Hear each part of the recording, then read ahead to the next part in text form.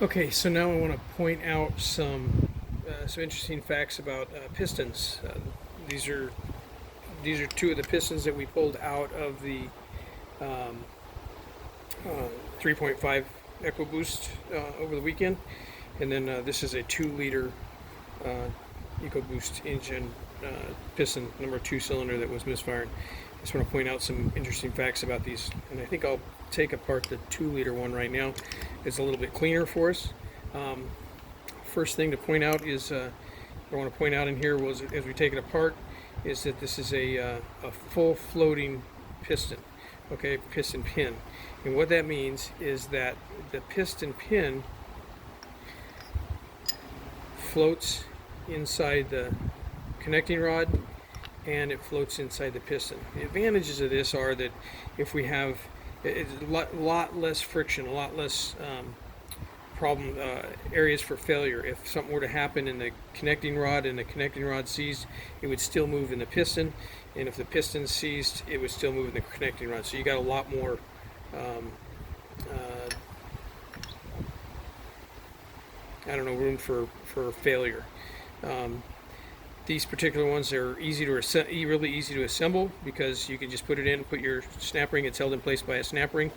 You can see there's a snap ring inside the groove right here, and that's what holds it in on both sides. Disadvantages: if that snap ring breaks, that piston pin can, well, not only does the snap ring eat up the cylinder wall, but then it allows the piston pin to walk out and eat up the cylinder wall. So you got some disadvantages there. But I think the overall advantage of this is that it's there's less friction and you've got a really reliable connecting rod. Okay, I'm going to move to this connecting rod on the 3.5 because I lost the cap on the other one. What we have here is, I want to show you these couple of facts on these things here. These are what we call cracked rods, and they're a composite metal, not a cast like mini. They're going to come they'll either come forged, they're going to come cast, or they're going to come, you can get aluminum connecting rods that are real high alloy for racing. They're really light, but these particular ones are cast, and Ford's been using these since the early 80s. And then what we do is they're called a cracked rod, and I'll show you what I mean by a cracked rod.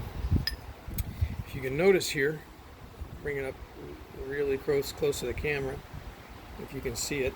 I don't know if you can see it right there, but these are rough and they're cracked, and what they do is they cast this thing's all made and machined together, and the bore's machined, everything's machined together, and then they put this thing in a device and they crack the cap off of it. So now, you know what happens if you break a piece of glass and put it together, it fits perfectly together. And what that does is it gives us structural stability in this rod, okay? Because if it's a normal, cast iron rod, what's going to have is they're going to have a bolt that comes through the rod here, and it's going to stick through here, and you're going to have a nut on the end of it. Where with this thing here, we can put this together and it fits only one way. If you put it on this side here, it doesn't fit at all. You can see the gap in it. It doesn't fit. It's just not right. But if we put it in this direction, this thing locks in and is solid. Okay, so we don't have to worry about machining this nut or bolt so much and having it perfect for stability. It's all going to get its stability from the fact that it's got a crack in there and it's super solid. We have a really good success with this particular rod. Okay, and let's see what else we need to know about this rod. When we're checking these rods, we're going to check them for straightness. If we get fluid in the cylinder or hydrolock or something like that, these rods can bend. They can bend to where they're still straight up and down, but they just get shorter. They can bend crooked.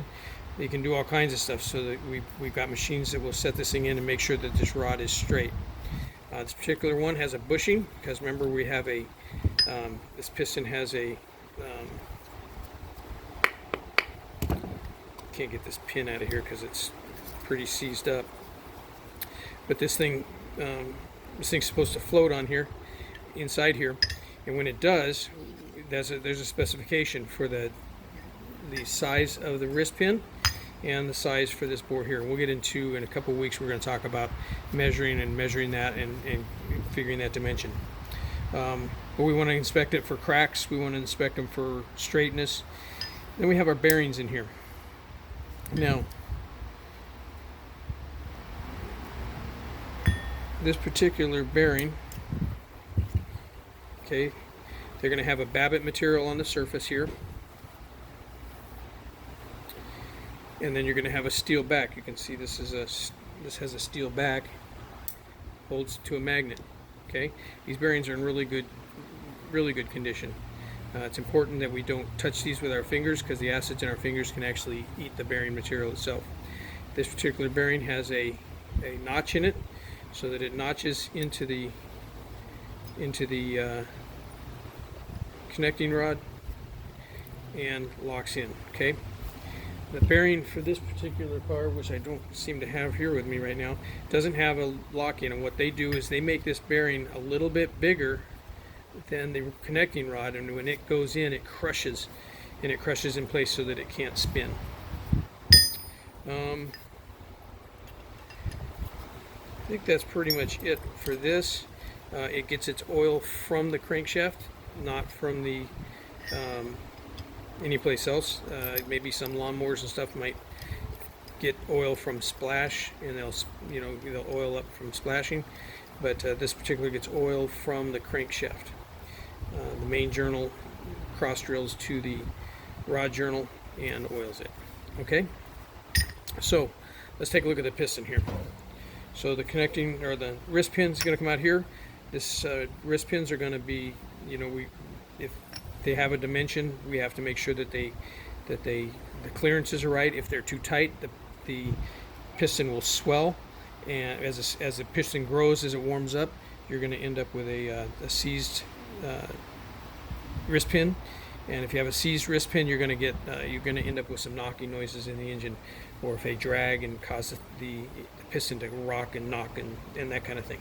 So we need to make sure that it's the right size, the bore in here is the right size, and that the groove is in good shape for this snap ring that's inside there. Okay.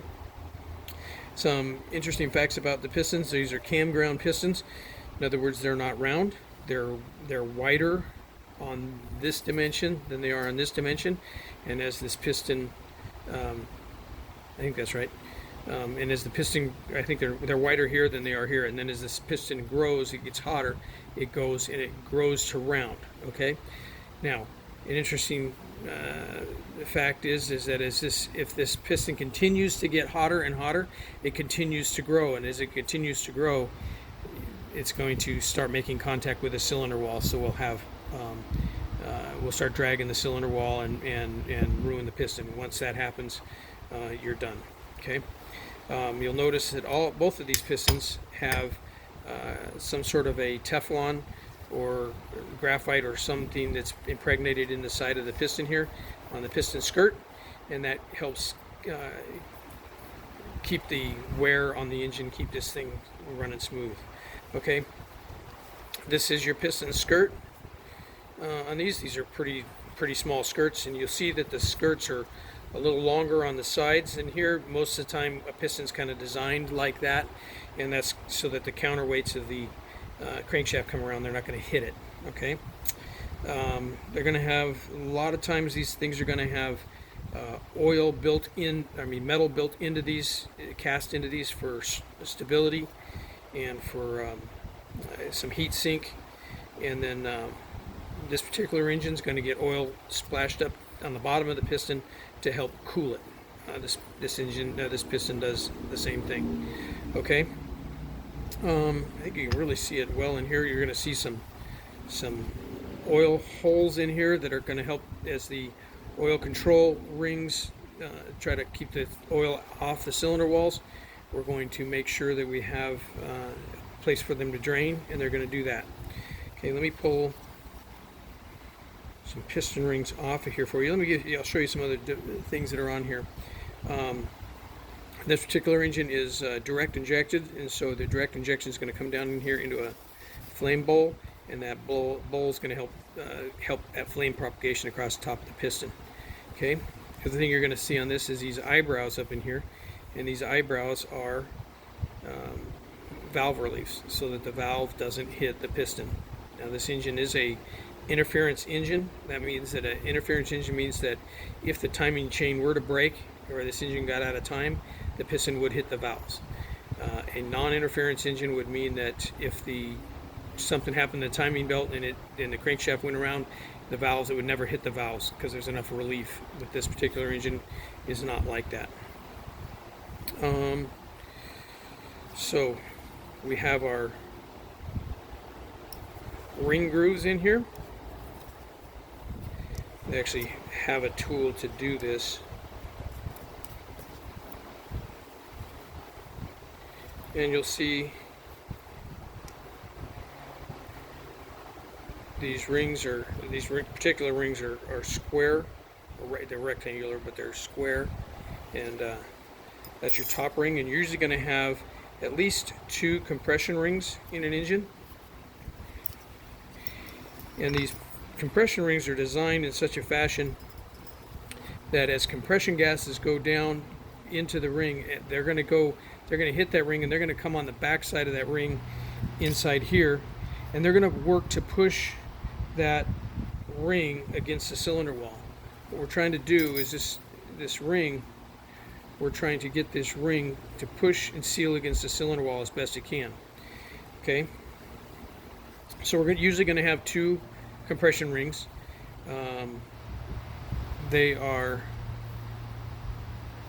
And you're going to have an oil control ring. And usually an oil control ring is usually going to be 3 pieces. It's going to have an upper, an oil lower wiper, and then you're going to have a spring. Okay? And they're going to sit in there like this. Now, it's an oil control ring. It's not an oil proof ring, because we want oil. What we're looking to do is we're looking to lubricate that cylinder wall, but not too much. If we take all the oil off that cylinder wall, then the rings will not be able to seal. And I'll draw you a picture of that in class to show you what I'm talking about with that cylinder wall. But this oil control ring allows a certain amount of oil onto the cylinder wall so that it can seal. But if we allow too much oil, it's going to burn oil, and it's just going to, on an intake stroke when there's a lot of vacuum, it's going to just suck oil in, and so we don't want it to do that. Okay, there's specifications that we'll talk about for these rings. There's ring gap. If we have too big a ring gap, then you're going to have compression gases going to leak past that. So we want to make sure that the cylinder, we'll get into miking the cylinder and knowing how that's going to fit, but just know that we got to make sure that the cylinder's not worn out and that the rings aren't worn out. Now the other thing is when we're assembling these on an engine, that we don't want the grooves all lined up. We want them away from each other. Okay, so that as this thing is in the cylinder, the end gaps aren't lined up with each other and letting the compression gases just blow right through. What else do we want to know about this piston? There's a lot of other things probably I'm missing on here, but I think that this particular piston has the same thing as a direct injected, and you can see the valve machining for the valve relief. It's important if you're assembling an engine. You can see on this particular one, you can see the arrow pointing forward. Okay, both the connecting rod and the piston, they go in one direction. Can you see it? Actually, you can see the offset on this one here. This connecting rod, the piston is actually offset from the connecting rod. This one's straight up and down on it, but depending on the manufacturer and how they design it, they're going to offset this piston from the crankshaft, and it all depends on how they want to build it, but they have to go the right direction. If you put this on the piston the wrong direction and then put it in the car, you're going to have, if you put the piston in backwards, you could hit the valves. The piston's designed, it's typically going to be, a piston pin's not going to be right in the center. It's going to be off to the side one way or the other, so that when we have the piston thrust when it's being under power, that it hits the piston or the cylinder wall square. I think that may be all we're going to talk about with the piston and the bearings and all of that. So thanks for watching.